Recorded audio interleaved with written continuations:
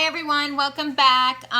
It is January 2020. I hope you have a good start to your January. I hope you're letting go of whatever no longer serves you, even if it's just emotional. I'm just saying, Leo, even if it's just emotional, because sometimes we get stuck in our mind about a situation, place, or thing when we really need to get out of our minds, okay?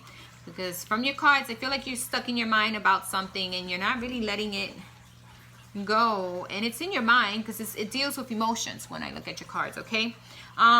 Anyway, I'm doing Leo reading now, so if you have any Leo placement in your chart, this reading is for you. If you're a cross watcher and you just happen to stop by, maybe there's a message here for you also, okay?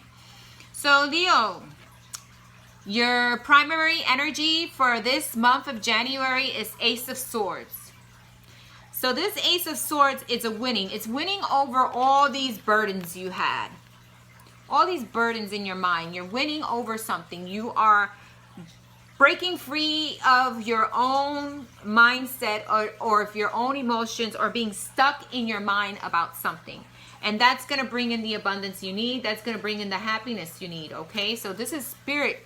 You know, Spirit is holding this Ace of Swords for you, elevating it up in the air. And it has some greenery and it has a crown on it. Even though the crown is still heavy, it is being taken by Spirit, okay? So whatever heaviness you have in your mind, whatever emotions you're going through right now, whatever you're taking and putting yourself in deep thought all the time that has you locked up in your own thoughts, you're going to break free of it, okay? Then you have the Nine of Swords. Again, the Nine of Swords is you being stuck in your thoughts again, because these swords are not going through her, nor are they on her. These swords are above her. She's holding her head on the sofa there, and she's having like thoughts in her mind that are keeping her confused into her emotions. See, the moon is emotion, things that are not completely clear, and all you do is think about it. So, and you have the light of Spirit trying to get in, and you have guidance. You're just too stuck in your thoughts. You're too stuck in your emotional self to see. And I'm looking at this card right now, and I see there's a candle here. So Spirit is really trying to get through to you. I don't know if it's a candle or another sword at the very end. I think it's a candle right here. There's a candle. So while you're stuck in your head, you're not seeing the light that's coming in through for you. Get out of your head. Get out of your emotions. Set whatever needs to be set free. Because if it's in your mind and since it's controlling your emotions, it needs to be set free. And it's keeping you up at night. Let it go. Spirit's trying to reach you. There's like little fairy dust all over you. Fairy dust of happiness. Maybe fairy dust is coming in to grant you something. Anyway, so that's you being up on something or thinking about something that not necessarily you don't need to think about. You just need to let it go. All right. Then we have the King of Swords. And the King of Swords is someone who knows what he wants to do, what he wants to cut out. And he's looking at a situation deeply. And he's thinking about the situation. And he's being guided by Spirit. He's got 3 butterflies with a renew of life, renew of ideas or whatever. Or being guided by Spirit guides. He has like an eagle or falcon on his hand.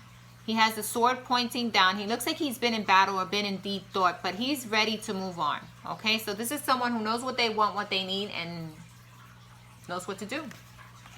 Then you have the Two of Swords in reverse.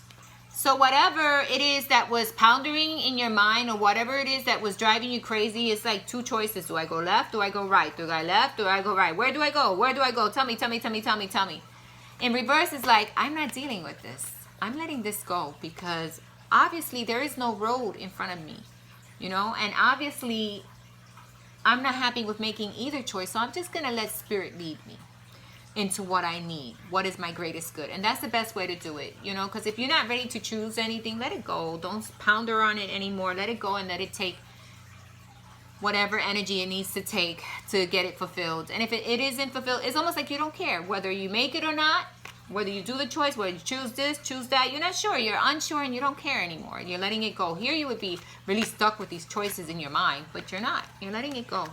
You're letting it go, and you're letting Spirit lead you to wherever you need to be going, okay? And then you have the Nine of Wands. And here is a person really focused on something. It looks like something new to me, like you're focused on some growth. Maybe it's your own growth. because there are wands behind you, but you're not focused on them. You're just focused on this one, and you're looking at it and you're seeing it grow. And although it's growing from dry land, it has some greenery. It's surprising that it's growing from dry land, actually. So whatever growth, whatever changes you need to make to yourself, you're doing it. Okay?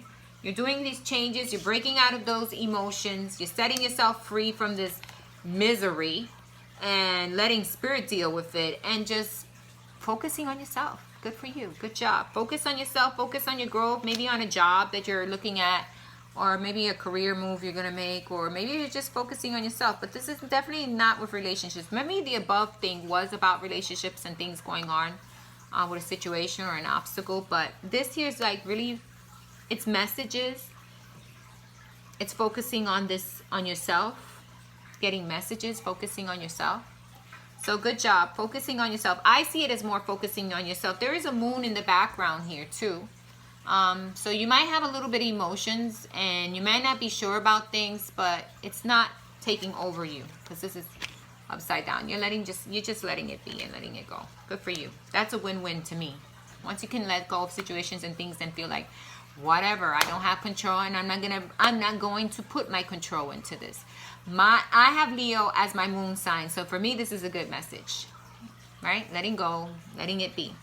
Next card you got from the oracles is bliss. You find your peace. Buddha is here, and Buddha is about finding inner peace, letting go of control and letting universe do what it needs to do. And that's how you're going to find your bliss. And we're going to read what that card means, because I always read what the card means so everyone can understand and maybe get some info about what that card is trying to tell you, because I really like the oracle cards. And it says bliss. All things in creation are wondrous when seen in the light. Look for simple gifts. Look for tiny signs. The smallest joys can bestow the universe. Revel in the dance. So finding your bliss, finding your peace. Even with a situation you can't control, you're probably like, whatever. Good for you. Because if you can't control it, it means it's not in you to control it, right? And maybe the other party is not ready, right? So when someone is not ready and you can't control, you just let them go. And if you meet up one sometime in the near future, maybe. And if not, then you move on with your life, right? That's the way I see situations. Then you got the message 1111. This is wishes coming true. Whatever you want from a situation, person or thing is going to come true. Whatever you're hoping to succeed in, you're going to succeed in. Because this is a person who's released themselves from controlling things. Look at that. They're at peace. They released their energy. And now they're bringing all these plants, flowers, emotions, happiness. The sun is shining down on them. The light of spirit, light of emotions. There's a rainbow there. A rainbow of hope. So messages in the numbers. So let's read what 1111 means, because I always like to read these things so that we are clear and concise with what spirit is trying to tell us with these oracle cards. That's why I love the oracle cards so much. I do love the tarot cards, but sometimes they can be misleading. But the oracle cards really tell us what to focus on. So we're going to look at 1111. If I can find it here. I've got unplugged. We got eternal now. 1111. The universe is speaking to you through numbers. From 1111 on your phone to the repeating patterns that catch your eye. Information is being transmitted from the creative universal intelligence into your cellular awareness. You may feel energetic healing as you receive the transmissions of the numbers. So this is dealing with healing. 1111 is also dealing with a wish fulfillment. A lot of people see it that way.